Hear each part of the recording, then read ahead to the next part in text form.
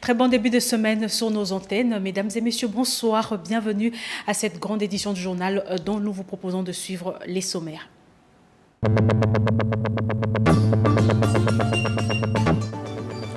Patrick Mouyaya, porte-parole du gouvernement, monte au créneau pour dénoncer les tueries enregistrées la semaine dernière.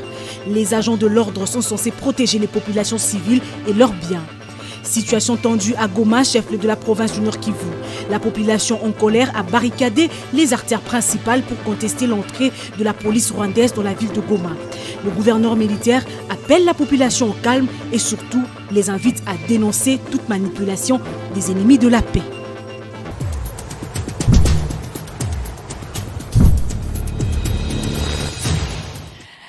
Bonsoir à tous et bienvenue à ce journal. La ville de Goma, chef-lieu de la province du Nord Kivu, s'est réveillée ce matin, le lundi 20 décembre 2021, sur une vive tension. La population en colère a barricadé les grandes artères de la ville pour contester l'entrée de la police rwandaise dans la ville de Goma. Les bilans fait état de morts et blessés au cours d'une manifestation qui a entraîné pratiquement la paralysie de 2 communes de cette ville. Témoin de l'événement, Germain Sikourou.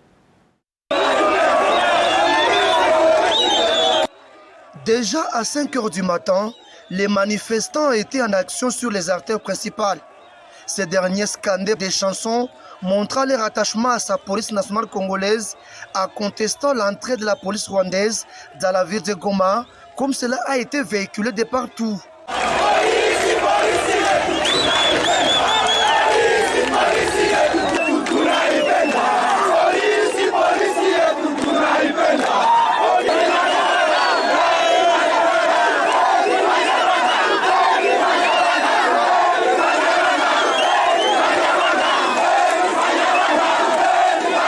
Exprimant leur colère, ces derniers ont barricadé les artères principales en posant des pierres et des immondices, mais aussi en brûlant des pneus sur la chaussée. Toute la circulation était presque bloquée des engins et des habitants. La plupart des personnes n'ont pas vaqué à leurs activités quotidiennes suite à la vive tension. La population veut voir la prise en charge complète de sa police.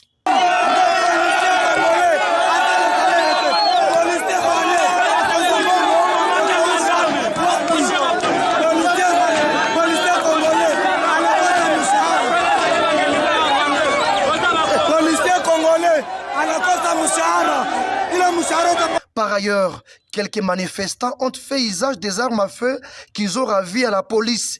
C'est ce qui justifie des coups de balles retentis occasionnant des morts et des blessés de la partie civile et de la police.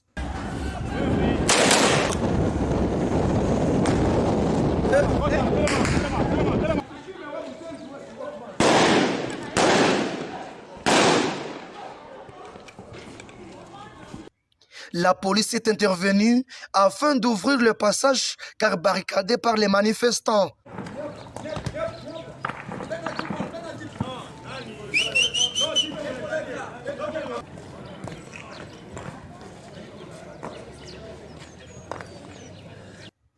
Les manifestations qui sont signalées dans cette ville, c'est après que le conseil des jeunes des communes de Goma et de Karisimbi, en coalition avec les mouvements citoyens de Goma, ait appelé ce même lundi à une journée ville morte pour dénoncer l'insécurité grandissante et exprimer leur protestation contre toute entrée de la police rwandaise dans cette ville pour combattre cette insécurité caractérisée par des assassinats de civils.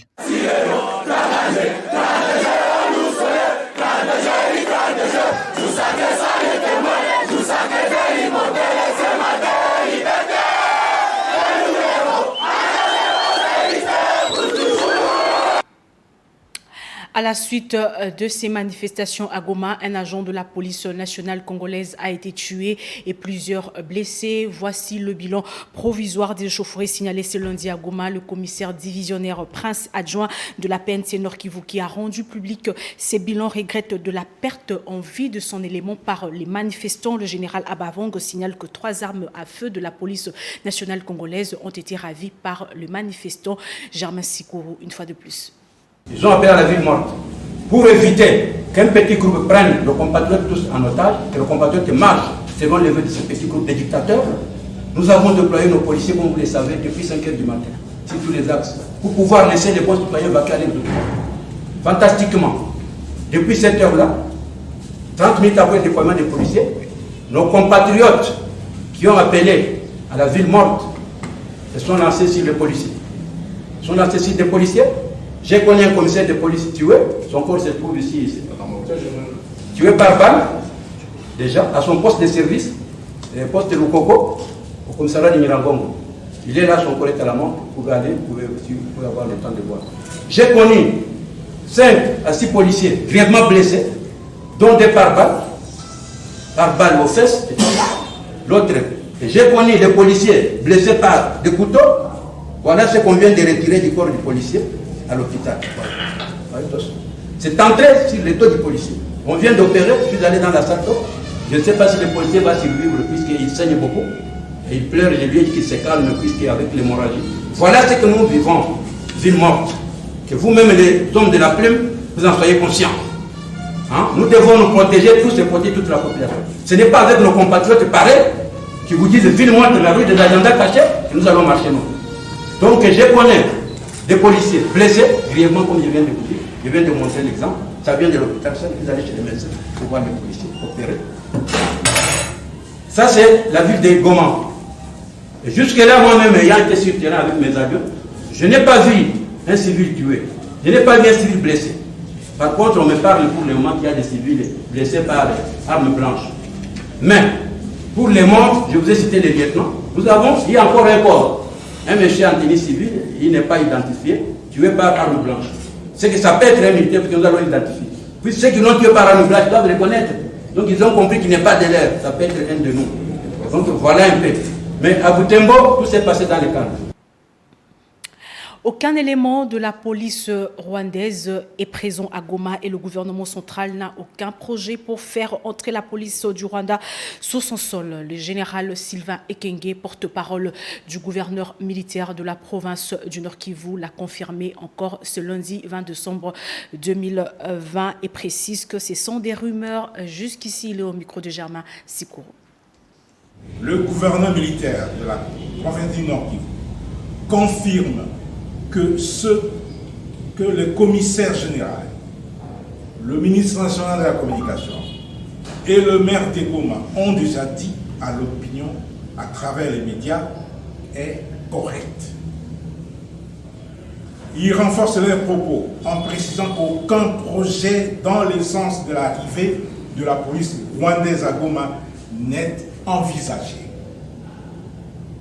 Cette présence policière rwandaise à Goma n'existait que dans l'imaginaire des vendeurs d'illusions et des manipulateurs, ainsi que des gens de mauvaise foi, prêts à sauter sur n'importe quelle rumeur pour provoquer le désordre et faire du mal aux paisibles populations. Je mets tout le monde au défi de montrer un seul policier rwandais présent à Goma. Les informations qui circulent dans les réseaux sociaux au sujet de la présence à Goma des policiers rwandais, je le répète, ne sont que le fruit de la pure imagination de leurs auteurs, mus par des motivations criminelles et difficiles à cerner. Je dis, et je le répète, ce sont des rumeurs non fondées qui ne tiennent pas la route et que la population ne tombe pas dans ces jeux. Et surtout les jeunes, ne tombez pas dans les jeux des manipulateurs. Que les mouvements citoyens et les agitateurs de tous bords ne profitent pas de ces rumeurs infondées et mensongères pour monter des stratégies destinées à perturber l'ordre et la quiétude de la paisible population qui doit normalement et librement vaquer à ses occupations. Les policiers qui tuent alors qu'ils sont censés protéger les populations civiles et leurs biens après le feuilleton du ministre des Infrastructures Alexis Guissaro, le technicien d'antenne à Jean-Marie Luzingu et Olivier Mpunga, seul enfant de sa mère tué par torture. Le gouvernement de la République a finalement réagi et le porte-parole Patrick Mouyaya insiste sur la fermeté des décisions à prendre. Le récit est signé par Eric Izami. Des policiers qui ont la gâchette facile. On en parle de plus en plus sur Kinshasa et dans d'autres villes comme Goma au Nord Kivu.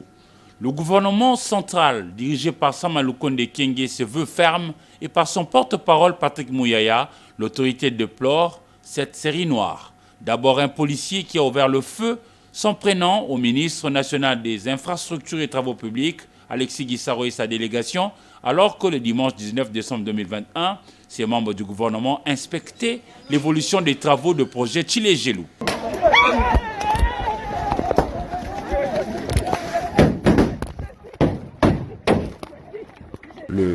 La justice devra sévir très rapidement.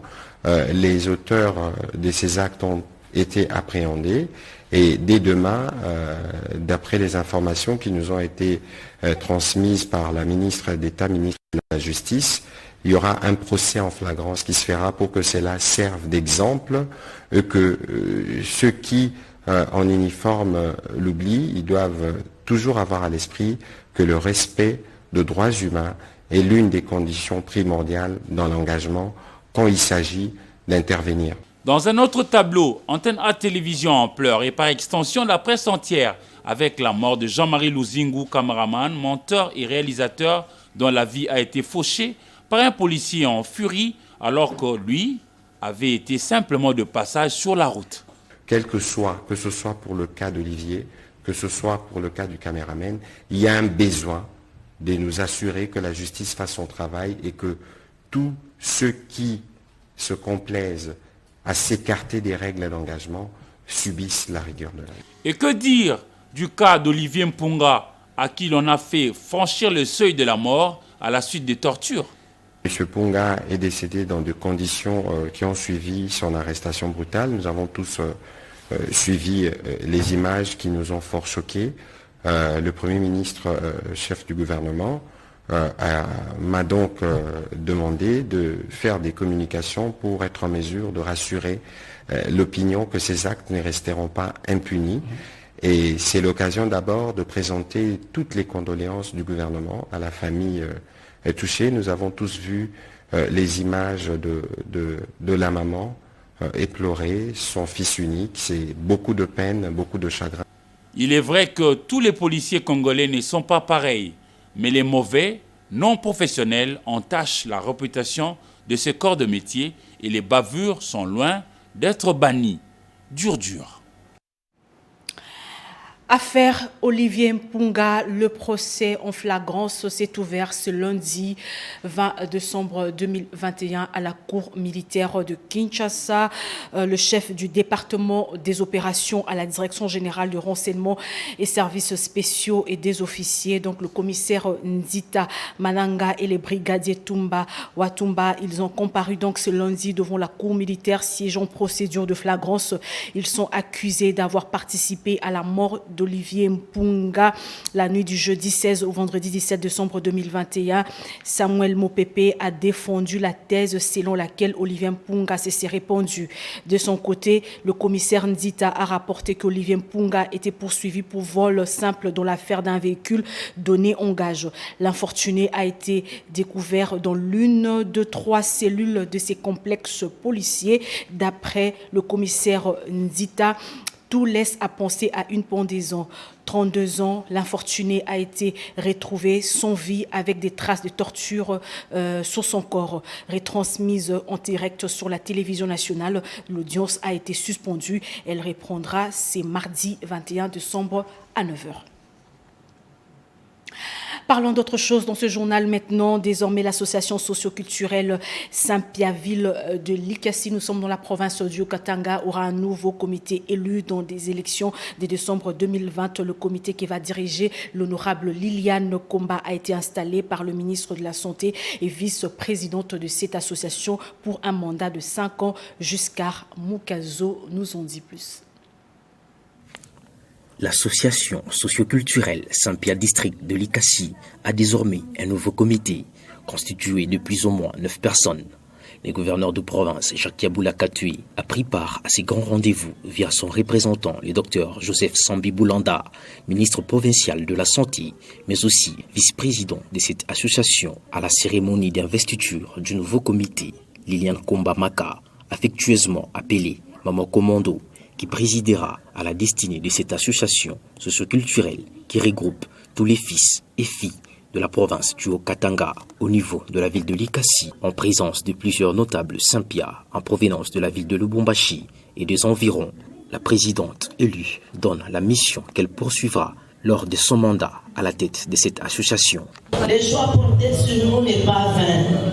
Nous nous disons un mandat d'activisme, d'élan, de leitmotiv au-delà d'un développement harmonieux de nos vies et surtout de nos villages, parce que nous aspirons au bien-être de nous tous. Enfin, ce mandat se veut un mandat d'action, de travail, d'altruisme et de leadership. L'ancien président n'a pas manqué de mots et a donné son bilan et aussi un conseil au nouveau comité. Nous avons produit plus de députés Saint-Pierre que la grande ville de Lubumbashi, que ce soit au niveau national, au niveau provincial. Je vous félicite pour votre brillante élection à la carte de Saint-Pierre et je vous souhaite un fructueux mandat. La musique traditionnelle n'est pas écartée au loin lors de cette manifestation riche en couleurs.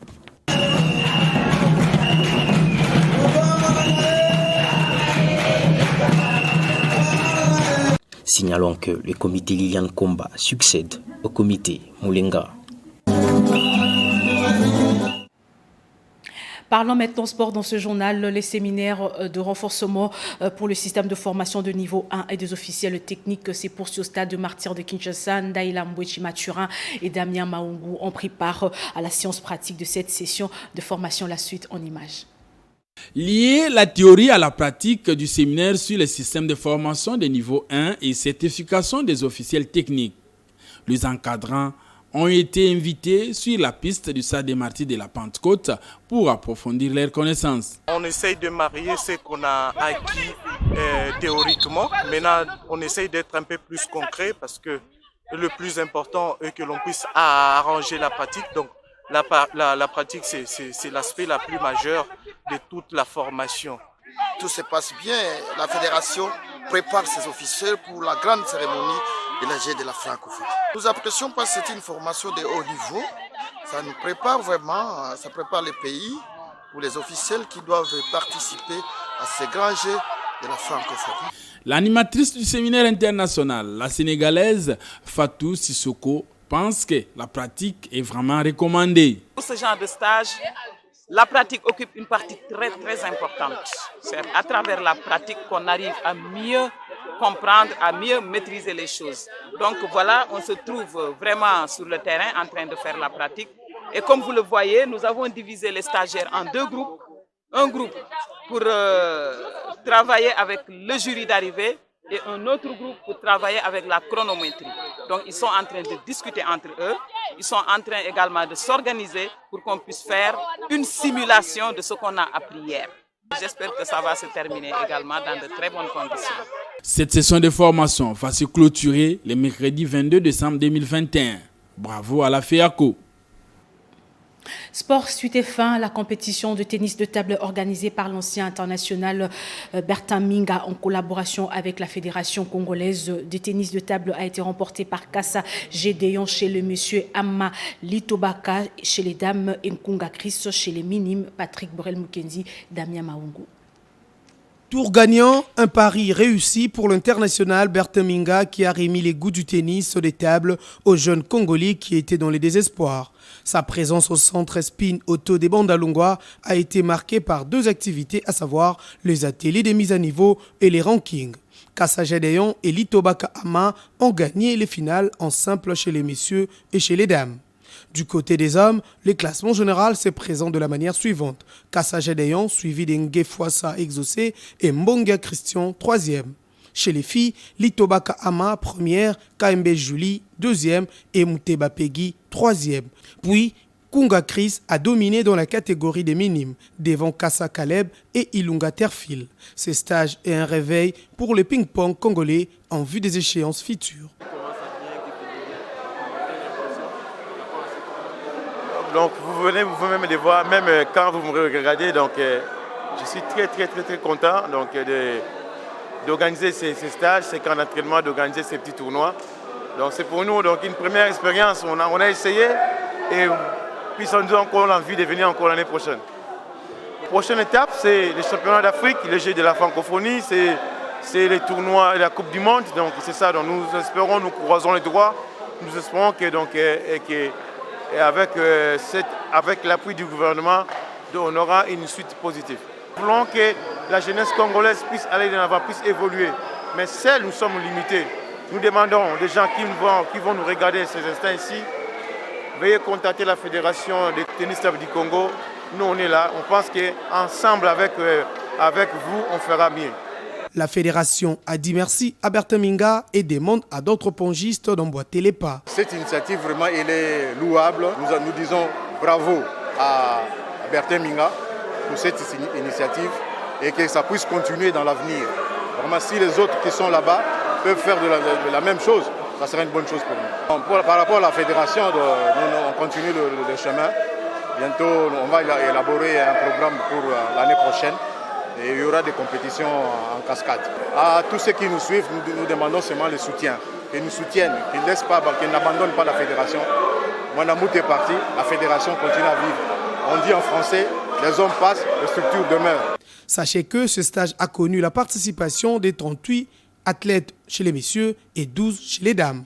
Les 3 premiers de chaque catégorie ont bénéficié des enveloppes et cadeaux. Nous vous proposons maintenant de suivre l'actualité en dehors de nos frontières dans un condensé de France 24.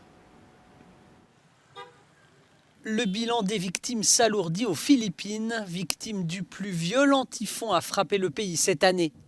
375 morts et plus de 50 disparus et des régions entières où les survivants sont démunis, privés de communication, d'électricité, d'eau et de nourriture.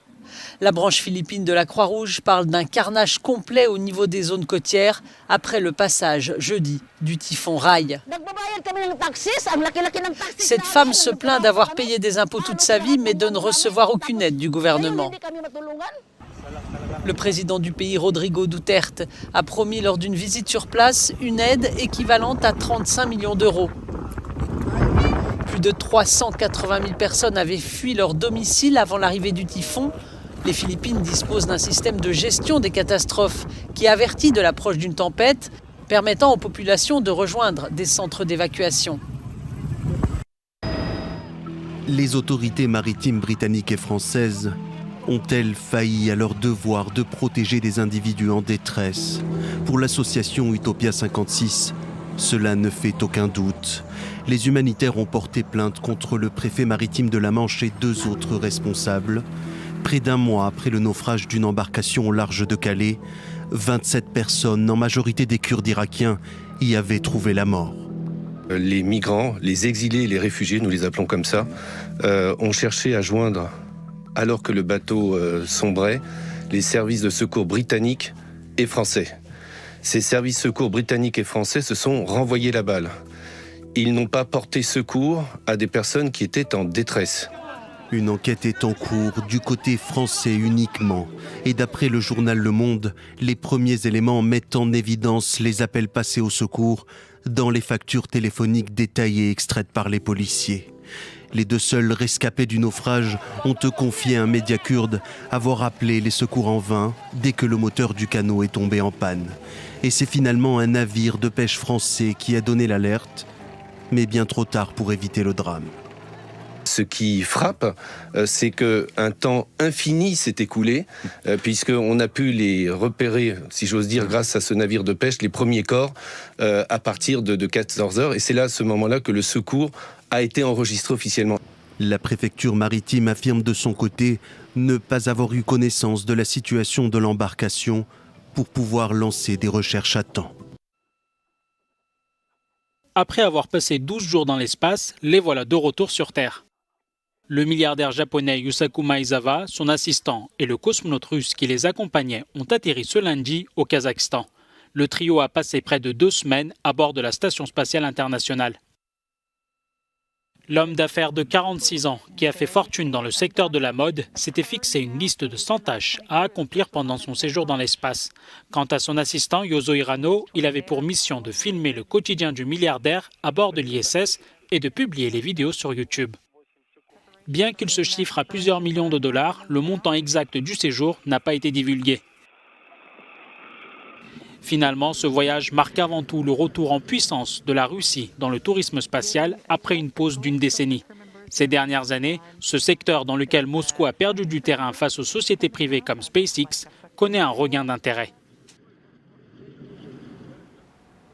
Et voilà, mesdames et messieurs, c'est sur cette note que nous mettons un terme à ce journal. Nous allons prendre le rappel des titres.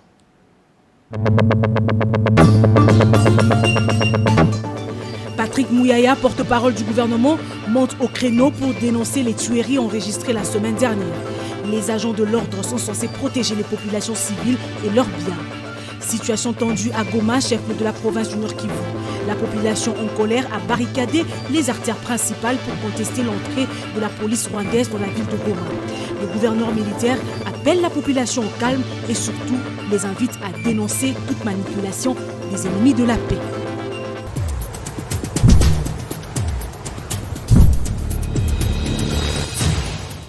Ce journal est complètement terminé. Mesdames et messieurs, merci à vous tous qui l'avez aimablement reçu dans vos maisons. Ces remerciements, c'est au nom de Ndaï Lambouchi Mathurin, chef d'édition, et Léonard Moïmer, le réalisateur, ainsi que toute l'équipe qui vous a tenu compagnie ce soir. Demain, dès 7h30, Esther Badibiabia vous présentera le bulletin à 10h et à 12h. Lydia Lambo sera là à 16h et moi je retrouve à 19h avec le même plaisir. Portez-vous bien et très bon de programme sur nos hôtels. Au revoir.